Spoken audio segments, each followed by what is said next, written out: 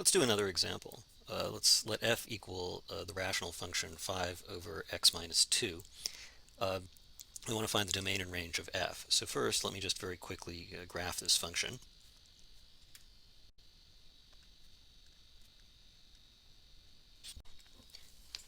Graphing a function of this sort is a skill you should have from pre-calculus. If you don't remember how to do that, that's something that you'll want to review. But in the meantime, it's certainly okay in this class to use a system like Desmos. That's desmos.com. Or a graphing calculator, and you can see what a function like this looks like. So what we can see as we look at this function, you should know what asymptotes are again from pre-calculus. What we can see is that first of all, the function is undefined at x equals 2. That's because you can't divide by 0. So we have to exclude 2 from the domain of the function, but every other real number works just fine in this function. So since we haven't restricted the domain in any sense, the function's definition doesn't say that we're restricting the domain. We can say that the domain, let's write that in a different color.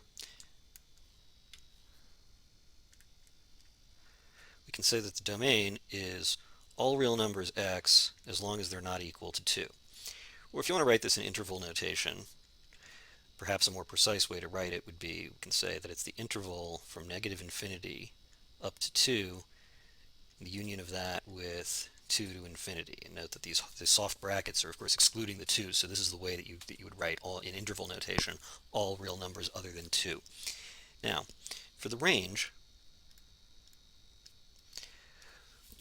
we can see is that it looks like this function can take on nearly every possible y value. We see that the arrow here indicates that it's just going to keep going up and up and up forever. So we can get the y values can be as high as we want, and similarly down here we can see that the y values can be as low as we want them to be. So the only value that can't be achieved here is 0 itself. There's no value of x that we could plug in that makes 5 over something equal to 0. That just doesn't happen. And again, you should know a little bit about how asymptotes work from pre-calculus, so you should be familiar with this type of function and see that it never takes on the value 0. So the range of this function is going to be all numbers that are not 0. So we can write that in interval notation. Negative infinity to 0, union 0, infinity. Or you could write that as just y is not equal to 0.